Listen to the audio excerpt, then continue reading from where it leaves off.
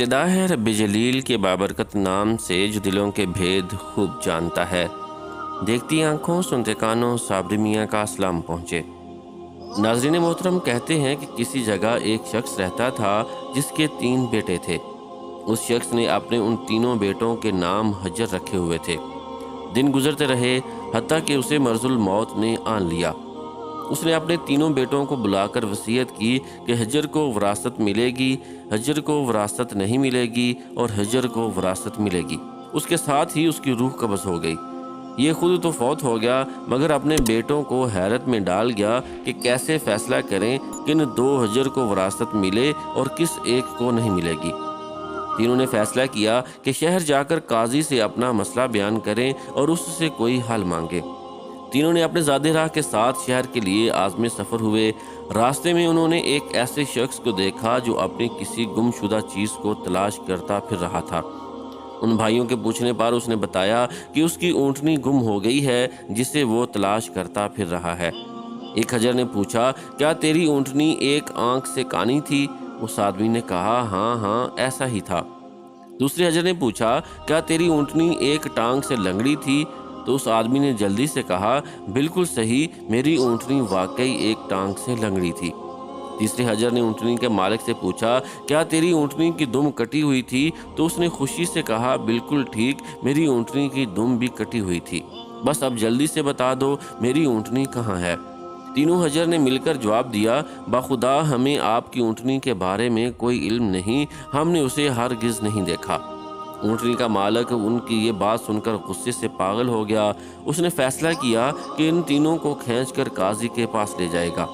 اسے پورا یقین تھا کہ اس کی اونٹنی کو یہ تینوں ذبح کر کے کھا چکے ہیں اور اب اپنے جرم کو چھپانے کے لیے جھوٹ بول رہے ہیں۔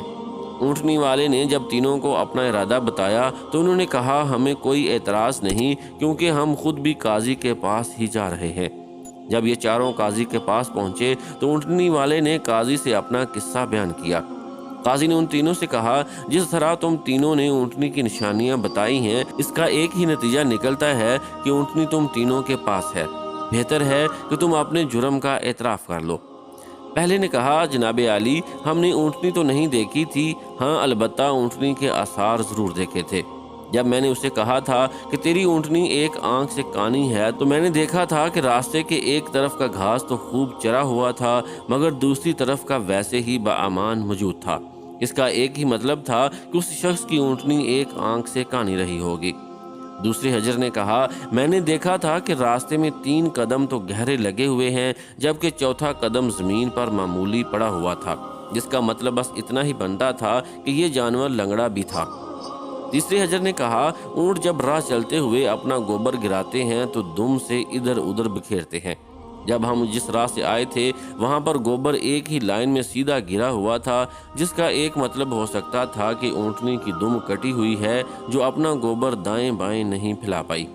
قاضی نے بغیر کسی دیر کے اس آدمی کی طرف دیکھا اور کہا، تم جا سکتے ہو، تمہاری اونٹنی ان لوگوں کے پاس نہیں ہے اور نہ ہی انہوں نے اسے دیکھا ہے۔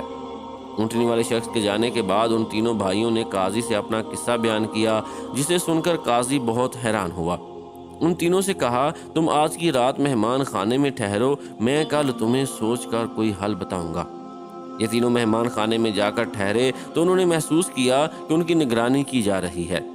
کچھ دیر کے بعد ان کے لیے کھانا لایا گیا جو گوشت کے پکے ہوئے سالن اور روٹیوں پر مشتمل تھا۔ پہلے نے کھانے کو دیکھتے ہی کہا، یہ سالن کتے کے گوشت کا بنا ہوا ہے۔ دوسرے نے کہا، روٹیاں جس عورت نے پکائی ہیں وہ حمل کے ساتھ اور پورے دنوں سے ہے۔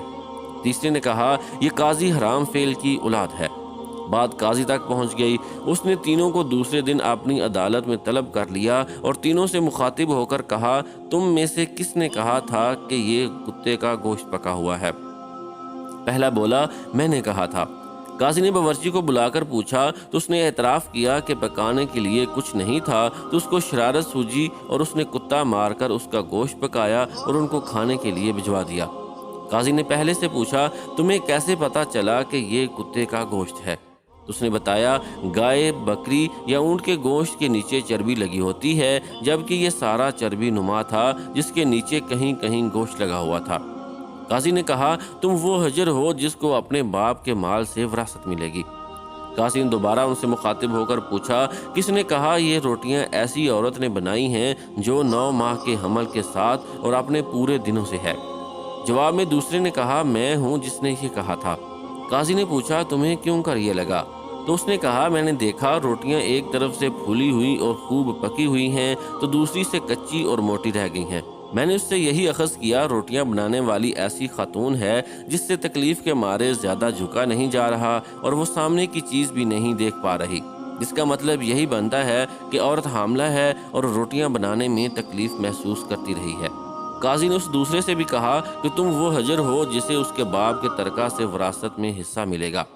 پھر قاضی نے تینوں سے مخاطب ہو کر پوچھا، یہ کس نے کہا تھا کہ میں ولد الحرام ہوں؟ تیسرے نے جواب دیا کہ یہ میں نے کہا تھا۔ قاضی اٹھ کر اندر گیا اور اپنی ماں سے پوچھا، کیا یہ سچ ہے کہ وہ ولد الحرام ہے؟ تو اس کی ماں نے کہا، یہ سچ ہے کہ تم حرام کے ہو۔ قاضی نے واپس آ کر اس تیسرے حجر سے پوچھا، تمہیں کیوں کر معلوم ہوا میں حرامی ہوں؟ تو اس نے جواب دیا، اگر تم حلالی ہوتے تو مہمان خانے میں ہم پر نگران نہ مقرر کرتے، نہ ہی کتے کا گوشت پکوا کر ہمیں کھانے کے لیے بھجواتے اور نہ ہی کچی روٹیاں کسی مظلوم عورت سے بنوا کر ہمیں کھلواتے۔ قاضی نے اسے مخاطب کرتے ہوئے کہا کہ تم وہ حجر ہو جسے اس کے باپ کے مال سے ورثہ نہیں ملے گا۔ تیسرے نے حیرت کے ساتھ قاضی کو دیکھا اور پوچھا، مگر ایسا کیوں ہے؟ قاضی نے کہا، کیونکہ ایک ولد الحرام ہی دوسرے ولد الحرام کو ٹھیک ٹھیک پہچان سکتا ہے اور تم بھی میری طرح حرام کی اولاد ہو۔ وراثت پانے والے دونوں حجر اپنی ماں کی طرف لوٹے اور دریافت کیا کہ ہمارے تیسرے بھائی کا کیا ماجرا ہے۔ تو ان کی ماں نے کہا، تمہارا باپ ایک بار صبح کی نماز پڑھنے مسجد گیا تو اسے دروازے پر رکھا ہوا پایا تھا، اسے گھر لایا، اس کا نام بھی تم دونوں جیسا حجر رکھا اور اس کی پرورش کی۔